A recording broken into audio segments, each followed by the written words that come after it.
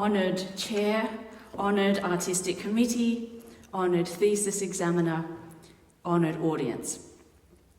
We have just heard the first and second pieces from Eino Juhani Rautavaara's Opus 1, composed in 1952, Pelimannit, The Fiddlers, a suite for piano inspired by Ostrobothnian folk tunes and highlighting Rautavaara's vibrant, distinctive and atmospheric musical voice. Rautavaara's piano music has formed the spine of the artistic component of my doctoral project. This comprised 5 concerts entitled 5 Perspectives on the Piano Music of Rautavaara. In the first concert, I paired Rautavaara's music with works of late Beethoven in an examination of the ways in which these two composers worked at the limits of the instrument in a quest for the infinite. In the second concert, we explored Rautavaara's Finnish context. The third concert turned to his love of the voice and of poetry in a recital of songs.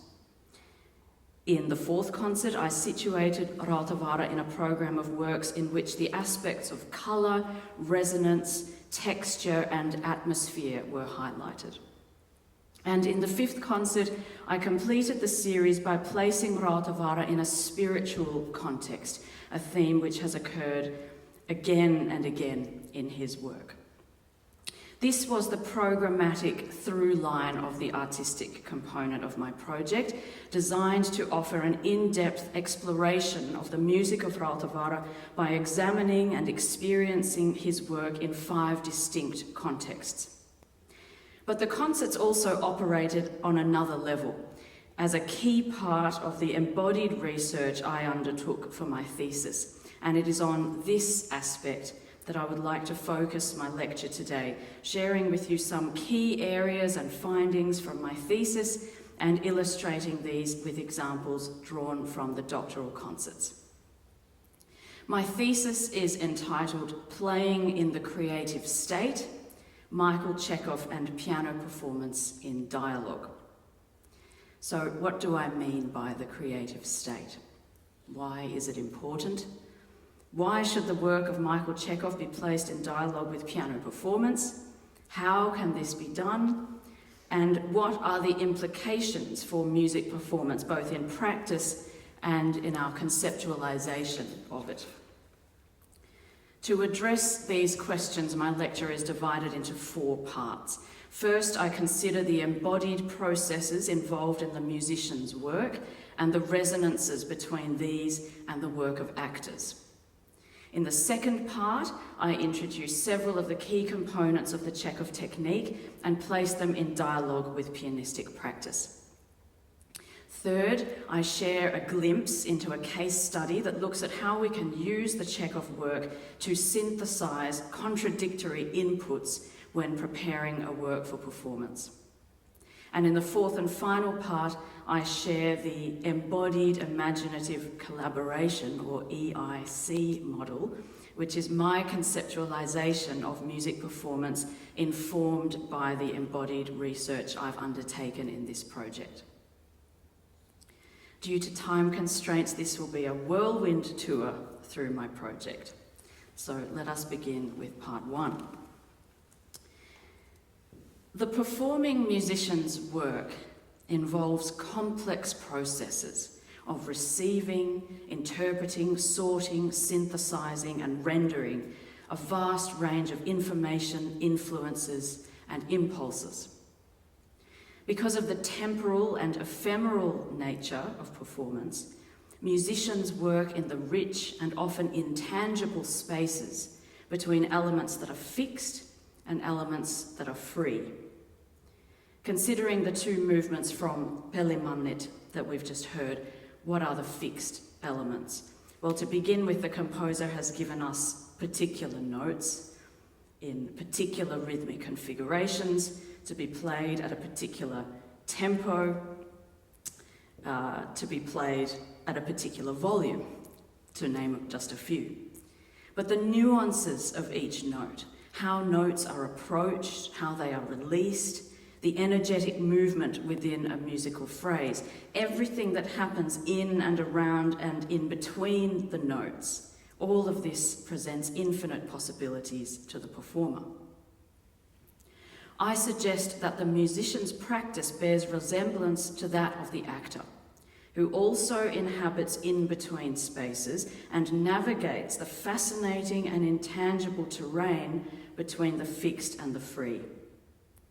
The actor's job is to find life in the spaces between the written word and the spoken word, between the idea of an action and the action itself. The actor's job, put simply, is to embody, literally to give body to the characters they play, which requires finding and maintaining a connection, an aliveness to the present moment. The musician's job is essentially the same.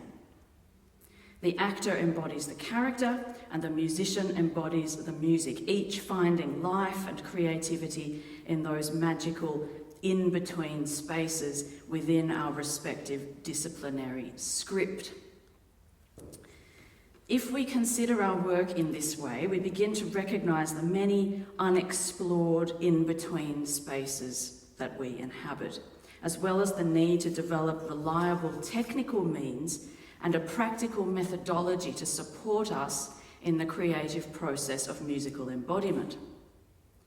We realise that the technique or approach we need as musicians is not confined to the relationship between performer and instrument, or between performer and instrument and score, but extends to the relationship between performer and space, performer and audience, body and air, outer and inner impulses, and more.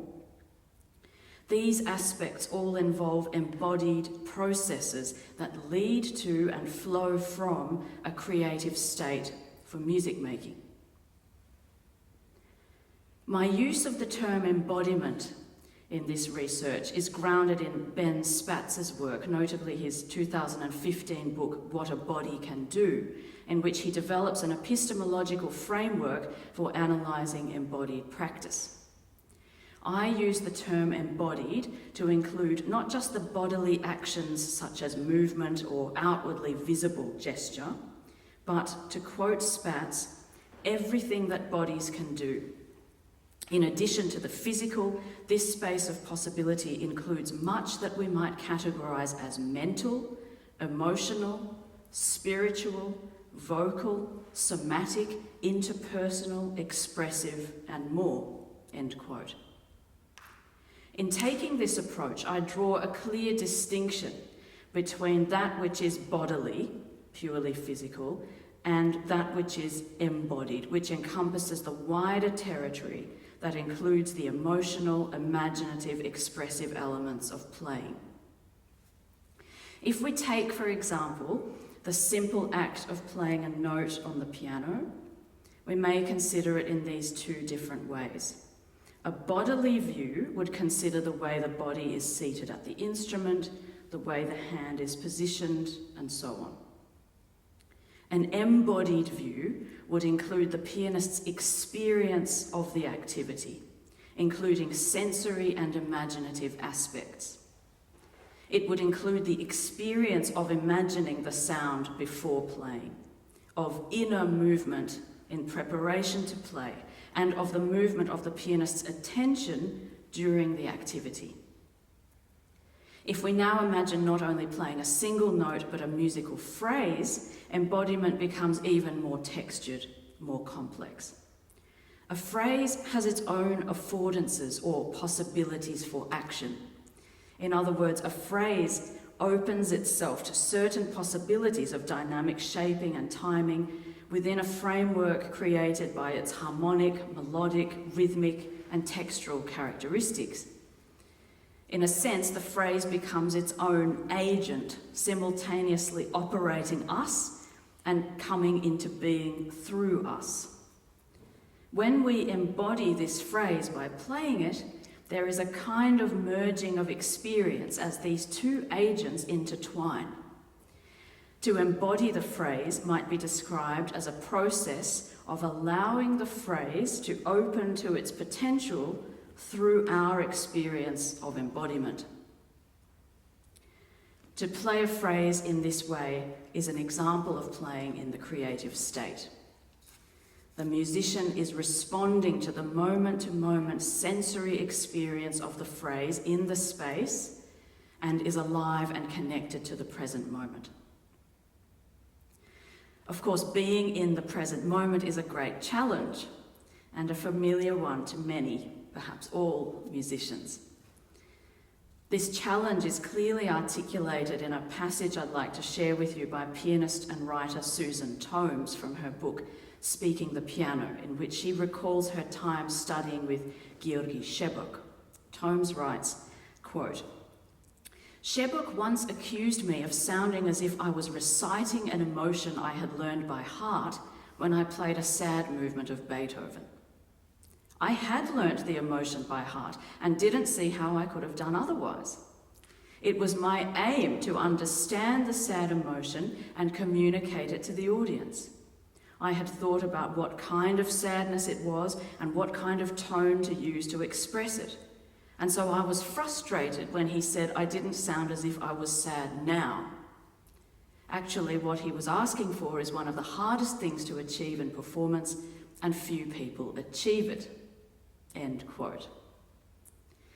This passage highlights the ways in which our ontological assumptions about music intersect with our performative aims, and these with our methods for practice, which in turn determine the nature of our performances. If our aim as musicians is to reproduce fixed musical objects containing fixed emotional states, it logically follows that we shall employ reproductive methods of practicing. It is then little wonder that our performances are not alive in the moment. We haven't learned how to do that. Just as research aims and research questions must dictate research methods and not vice versa, so too must performance aims and performance questions dictate practicing methods. If embodying the music, that is, being alive to the moment, is our performance aim, should we not adopt specific embodied practice methods? In a nutshell, my research project has been a quest to discover and develop such an embodied method. To do this, I have looked to the work of actor, director, and teacher Michael Chekhov, whose life's work was the development of an embodied approach to actor training. My project is the first interdisciplinary study to place his work in dialogue with music performance. It has made an original contribution to the domains of music performance studies, and the growing field of Michael Chekhov studies, in which the interdisciplinary potential of his work is gaining recognition. In undertaking this work, I participated in Chekhov acting workshops in London as the only non-actor in the room, and experimented with the application of the techniques in the preparation and performance of my doctoral concerts, as well as in my other artistic work during the period of my candidature. An outline of Chekhov's biography is included in the thesis. In the interest of time, I focus here on the substance of his approach. Chekhov's aim was to help the actor attain a seamless connection between physical and inner impulses, resulting in a body that behaves like, and these are his words, a sensitive membrane, a kind of receiver and conveyor of the subtlest images, feelings, emotions, and will impulses. End quote. He placed the actor's embodied imagination at the centre of the technique and devised movement exercises, which he called psychophysical exercises, to develop the actor's imagination and cultivate a sensitivity to the inner life of movement. Moving into this second part of the lecture, I'd like to give you a glimpse into some key aspects of the Chekhov acting technique and the ways in which these can relate to piano performance. I'll start by outlining some overarching concepts and principles before moving to the specific technical elements. The first overarching principle is that the Chekhov work is psychophysical. This is his word. Chekhov viewed the body and the psychology as interdependent parts of one human organism. Working in the first half of the 20th century, he was in fact looking ahead to more recent developments in embodied cognitive science.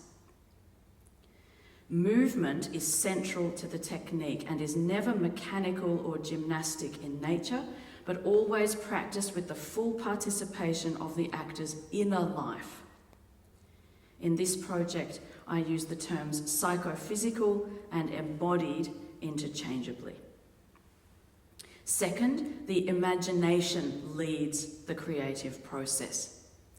Unlike Konstantin Stanislavski, who placed the actor at the centre of the character, asking, "What would I do if I were this character in these given circumstances?" Chekhov sought to create distance between the actor and the character, allowing the character to develop in the actor's imagination, which in turn leads the actor's behaviour through the world of sensation. Thirdly, the Chekhov work is relational. All elements in the technique invite a heightened sensitivity and responsiveness to interactions of all kinds. There is a deliberate awareness in the Chekhov work that the actor always moves in space, constantly interacting with the air. The relationship with our environment becomes a key part of our work. Now on to the technical elements, and in the interests of time, I'm presenting a very small selection of these here. I'll start with centres, ideal centres and imaginary centres. The centre is a point in the body from which all movement and energy flows. It is the source of our inner activity. An inner impulse generated in our imagination and beginning with the ideal centre located in the chest precedes our physical movement, with the physical movement effectively following or joining this imaginative movement. This is a grounding aspect of the Chekhov technique and brings connection, grace, and pleasure to all movement, infusing the performer with what we might call presence on stage. Later in the Chekhov work, imaginary centres, which can be imagined in any part of the body, are used as a technique for developing characters. Placing an imaginary centre in the head, or the feet, or even the tip of the nose, the little finger, can be a powerful entry point to a character. Chekhov identified three archetypal centres: the head, which he identified as a thinking centre, the chest, the feeling centre, and the legs and feet, the willing centre. So in the pieces from Pelimannet we heard before, I used the ideal centre for both, with movement originating deep within the chest. The difference between those two movements in terms of energetic movement is that in the first piece, I imagined energy radiating in all 6 directions in space, so up, down, forward, back, left, right, to embody the unbridled exuberance of these folk fiddlers' arrival.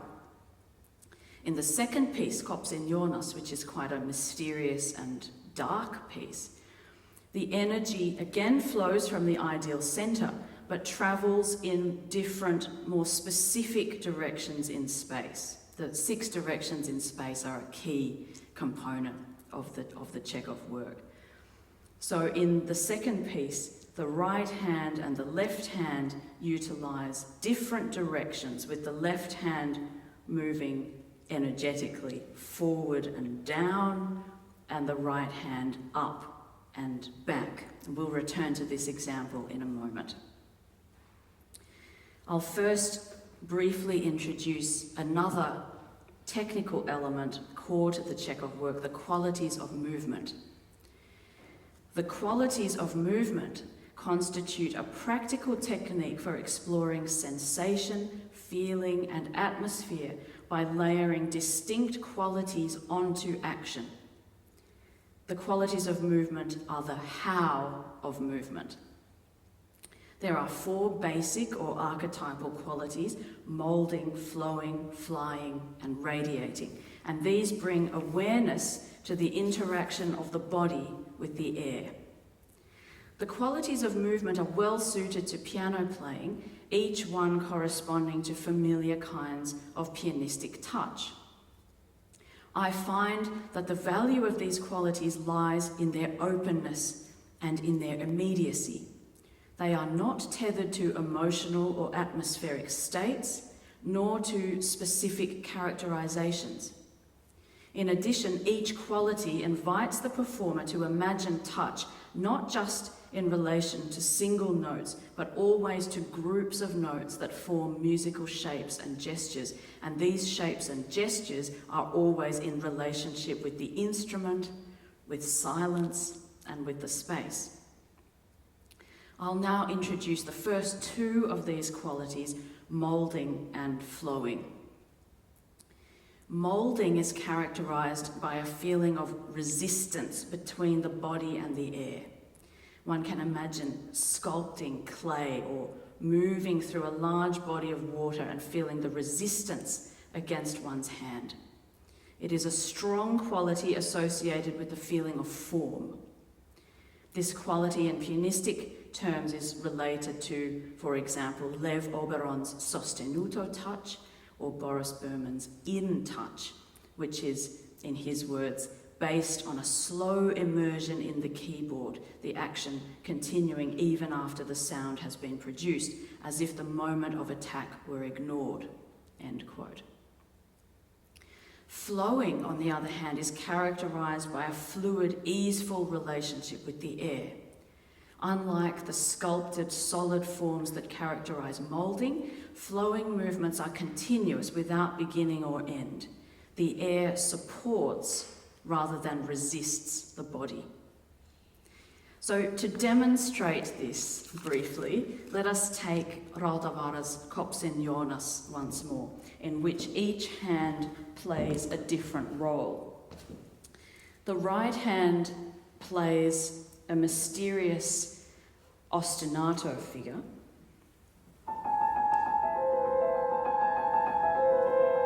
This continues in some form throughout the movement, and the left hand has a low melodic line.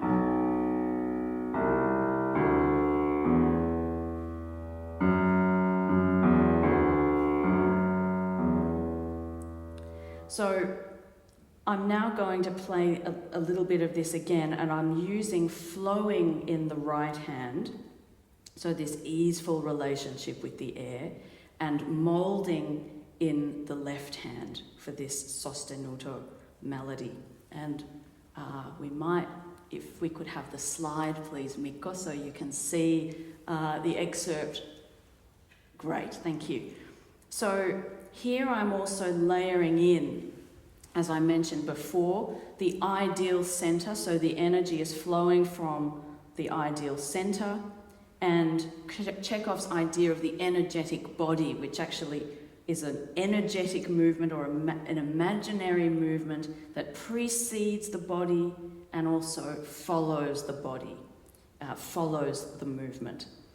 And I'm also using the energetic directions in space. So the right hand is connected here within this flowing quality.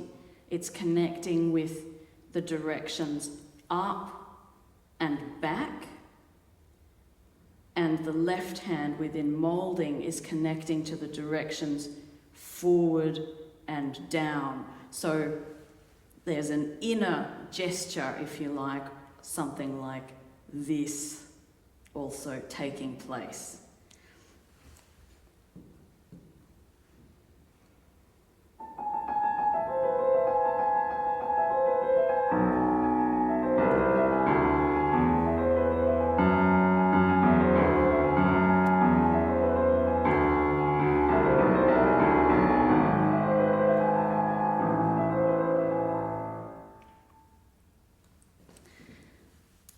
of course, we could think here in purely musical or pianistic terms about a deep legato in the left hand and a lighter legato in the right hand.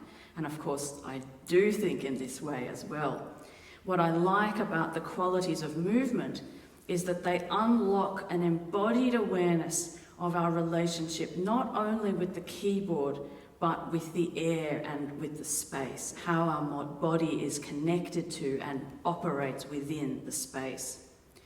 And as the Chekhov work is a non-linear and dynamic system, the qualities of movement also activate other aspects of the technique, as I mentioned, such as centers, directions in space, gesture, and so on. Moulding need not only be used in legato playing. The third movement from Rautavaara Sonata No. 2, the Fire Sermon, which is on the next slide, offers a good example of moulding within staccato.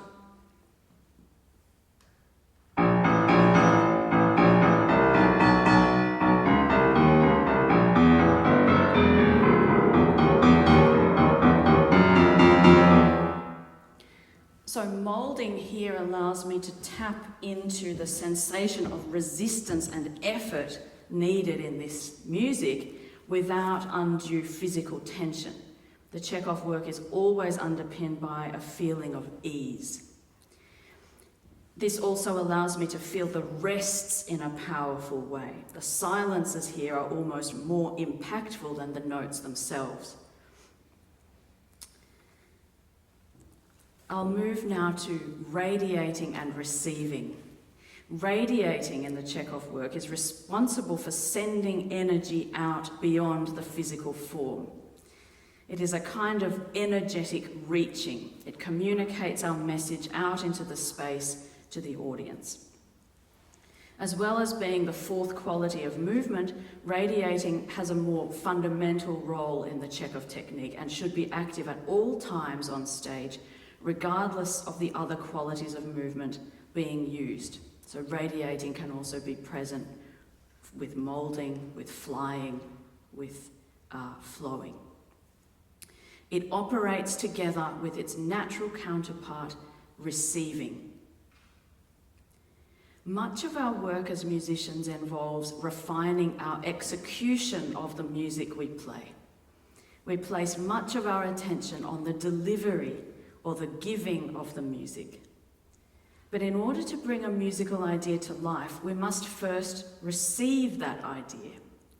And this receiving needs to happen every time we play.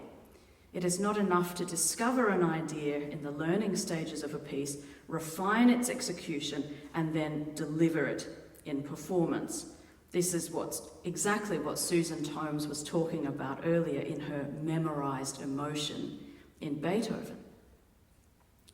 In the Chekhov work, we practice receiving and giving together so that receiving becomes a natural part of our work. This is a very difficult concept to demonstrate, but I'll give it a shot. Let's take a very different example, Beethoven's first Bagatelle, Opus 126, and there should be a slide for this as well. These visionary miniatures of late Beethoven demand extreme sensitivity of listening and touch, depth of expression, and perhaps most challenging of all, simplicity. These demands can easily become inhibiting, even paralyzing, when we think about them. So I'm going to play this now, and I'm going to try to let these thoughts go and focus on the aspect of receiving and radiating. So through this focus on receiving, I'll see what emerges in relation to qualities of movement, directions in space, and centers. And I'll play without the repeats, just in the interest of time.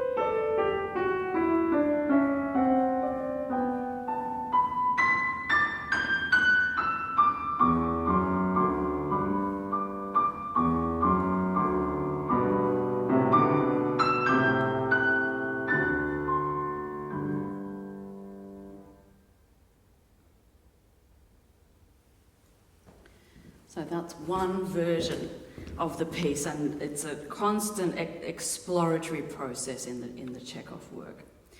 In the thesis, I also discuss gesture, psychological gesture, atmosphere, and improvisation. All these components facilitate a fluid movement between imagination, sensation, and bodily action. And these, again, always take place in relationship with, and I would say in collaboration with, the instrument, the score, the sounds, the space, and the audience.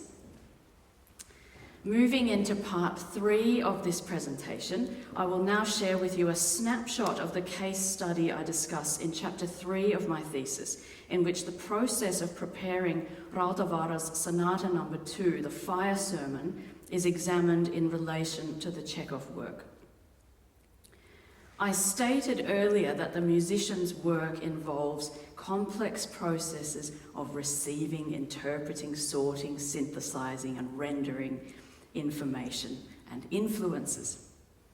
The Fire Sermon is a work around which a distinct set of performance conventions has been established. Interestingly, these conventions were established during the composer's lifetime. This performance tradition diverges quite significantly from the indications contained in the score and from the composer's stated ideas and convictions about the piece. So for these reasons, the Fire Sermon is a perfect case study to examine the ways in which the Chekhov work may serve a guiding, synthesizing role in navigating these contradictory inputs. The origins of this performance tradition surrounding the second sonata are difficult to ascertain, but a clear source of influence upon pianists, at least since the early 2000s, is the 1999 Naxos recording by prominent Finnish pianist Laura Mikkola, who has championed Rautavaara's music for decades and worked closely with the composer. Mikkola's recordings played an important role in disseminating Rautavaara's music to international audiences, and they were in fact the way in which I first encountered this music as a young student in Australia. These recordings present exhilarating performances and highlight extremes of atmosphere and character in these works. The Fire Sermon is Rautavaara's most played piano work, and I have yet to meet a student learning this piece who has not been influenced in some way by Mikkola's recordings. Interestingly, Mikkola's interpretative choices depart quite considerably from the score, particularly in relation to the tempo and the tempo relationships of the fast outer movements and the rhythmic treatment of the characteristic 3+2+3 rhythm that runs through the first movement. In my thesis, I provide a detailed discussion of these aspects in relation to the first movement and present comparisons between different recorded interpretations. Here it suffices to say that the tempi of the fast movements in Mikkola's recording are considerably faster than the composer's indicated tempi, and due to this, the tempo relationships are not possible to render as indicated in the score. This is the main characteristic of the performance tradition surrounding this work. During my doctoral studies, I was very fortunate to meet with Rautavaara, play the piano music for him, and discuss the works and the interpretations. He and his wife, Sini, who I'm honoured to have in the audience today, generously allowed me to record our discussions, and these offered invaluable insights into the composer's perspective on the performance of his own works. In relation to the Fire Sermon, Rautavaara repeatedly emphasised the importance of the stated metronome markings to the character and atmosphere of the music. How interesting that after 40 years, over 40 years after its composition, the composer felt a strong connection to those metronome markings. And despite offering much creative agency to performers to make his pieces their own, was adamant about these tempi because of their connection to character. Without prior reference to the metronome, he vocalized in our meetings excerpts from the first and third movements, and upon checking the metronome, we found that these vocalizations were in perfect alignment with his metronome indications. So, what is the performer to do in the face of these contradictory inputs? Adhere to the metronome markings because the composer says so? Follow the performance tradition because that is now the widely accepted approach to the piece? Follow one's own intuitions, noting these may be influenced by habit and matters of pianism, for example, what feels more pleasing, more comfortable to play. It is interesting to note that in this case, it is much easier to adopt a faster, basic tempo in the outer movements and modify the tempo relationships within those movements accordingly. But this, of course, changes the energetic narrative or shape of the work. Here I suggest that the value of the Chekhov work comes into its own. Rather than deciding what one should do and going about interpreting the music accordingly, exploration using the Chekhov tools can allow the pianist to work with our understanding, with our knowledge, with our intuition, to discover embodied insights into the music and find an approach that is truthful and connected to the moment. And by truthful here, I mean that there is a complete alignment between impulses and execution. So what is being received and what is being given. So let us take the opening of the first movement, and there should be a slide of this, thanks Mikko. And we're just going to take the very beginning of this and experiment with the Chekhov tool qualities of movement. So I'm going to play the opening with the quality of flowing, so this easeful relationship with the air, and see what happens.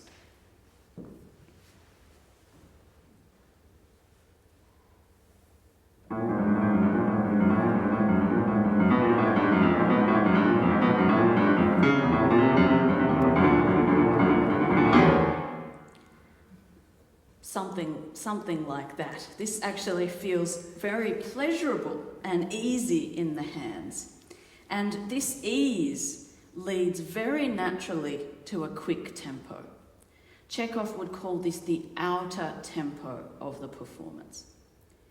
But what about the inner tempo, the inner life of the music? In this version with flowing, this unhindered blur of notes or buzz of notes with no friction within the bar, and with one bar flowing effortlessly into the next, creates an inner tempo that actually moves rather slowly. I'll play once more in this way.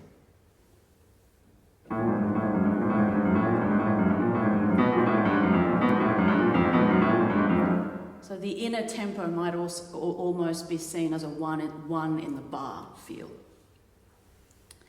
Now, what happens if I experiment with a different quality of movement, that of moulding? Let's see what happens.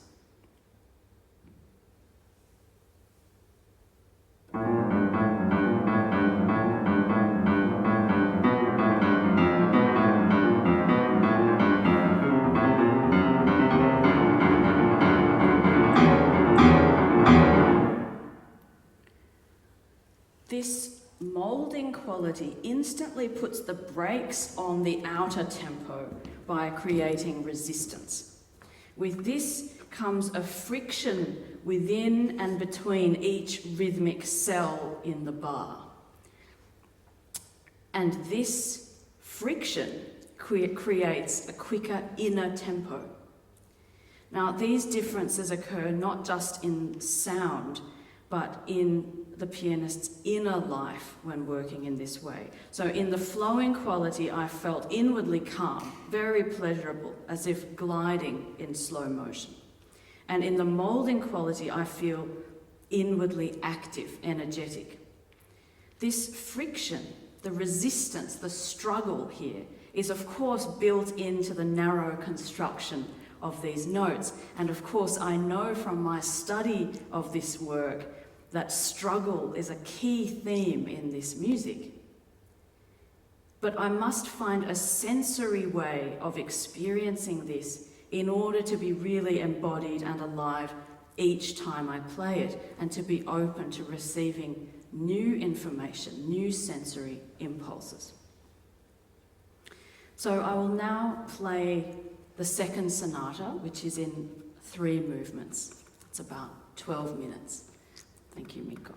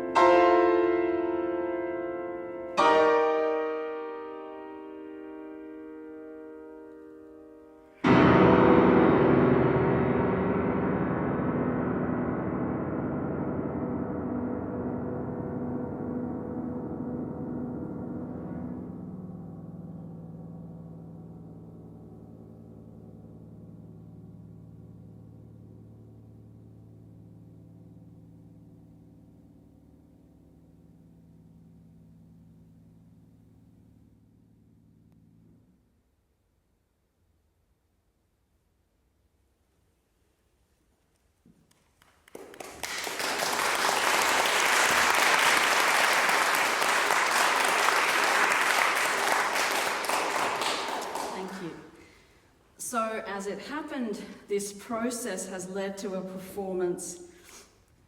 This was one version of a performance, but led to a performance that diverges quite significantly from the established performance traditions surrounding this work. But what I hope to make clear is that whether a performance adheres to or diverges from traditions, composers' wishes, the score, etc., is not the point. Cultivating a sensitivity to aliveness is the point, and this means that any performance, regardless of where it falls on the spectrum from normative to radical, may be evaluated not by its place on that spectrum, but by the degree to which the performer's embodiment of the music is enacted. So, what can we draw from all this embodied exploration in our conceptualization of music performance? We have seen a web of imaginative and collaborative processes at play between musician, instrument, space, score, composer, and performance tradition. And I should add here today, audience. In this final part, I would like to briefly take the idea of collaboration further by situating the Chekhov work in the context of current creativity studies, particularly 4E creativity, which stands for embodied, embedded, extended, and inactive creativity. This is discussed in some detail in my thesis, but just a few words in summary here. Drawing on embodied cognitive science and ecological dynamics, 4E creativity highlights the complex synergistic nature of the interactions and processes that make up creativity in action. Importantly, it recognises the central importance of the body in these processes. This is of great value to musicians as it helps to align our conceptions of creativity with our actual experiences of practice, thereby substantiating, strengthening, and deepening the embodied dimensions of our practice. To briefly define the 4Es, creativity is embodied as it is dependent on the experience of having a body with sensory motor capacities. It is embedded within the environment or environments in which the body operates. It is extended beyond the individual and may include human and non-human agents such as instruments, tools, and technologies.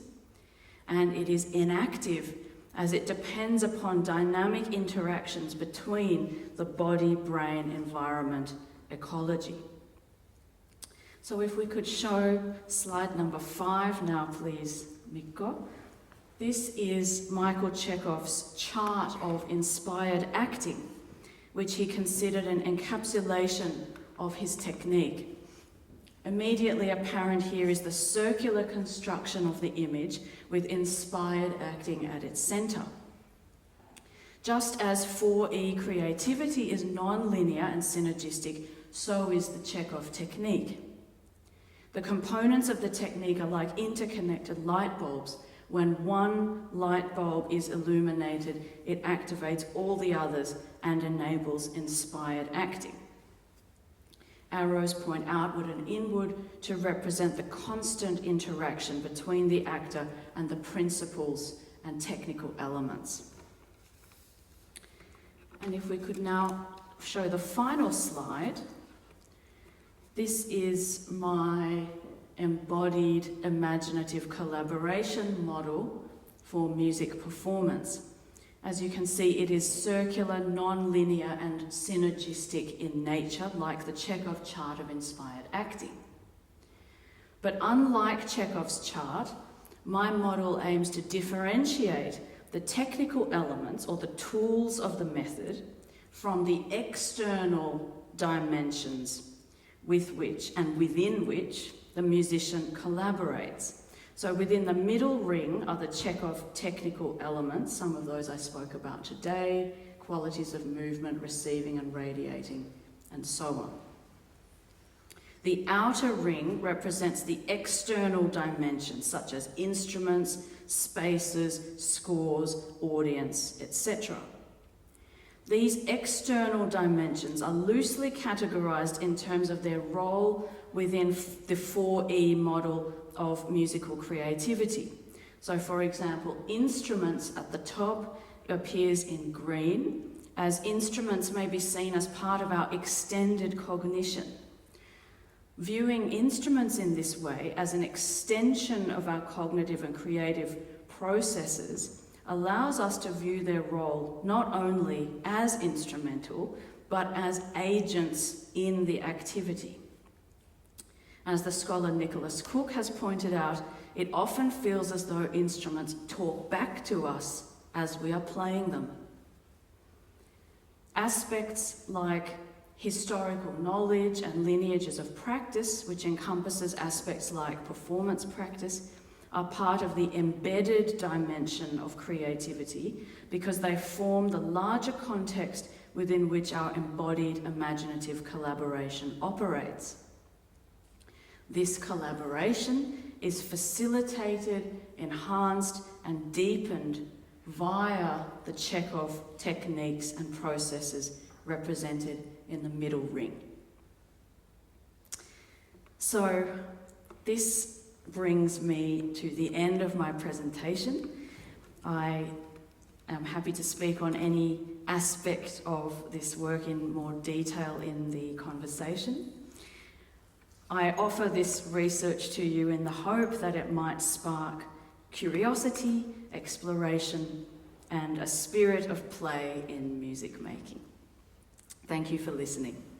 And I'd like to invite the chair members of the examination panel back onto the stage. Thank you.